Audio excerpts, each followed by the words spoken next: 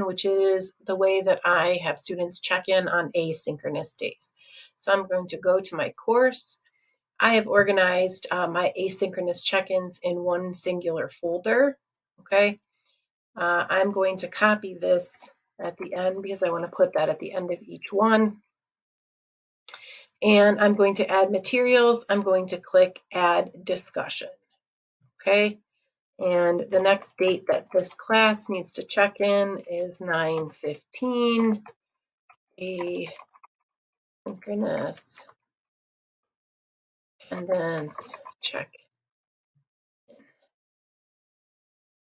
Okay, then I'm just going to think of a question. What is your favorite color? And then I'm going to add this note, which says all you need to do to be marked present is respond to this discussion. But if you're creating a different discussion, add whatever prompt you want right here.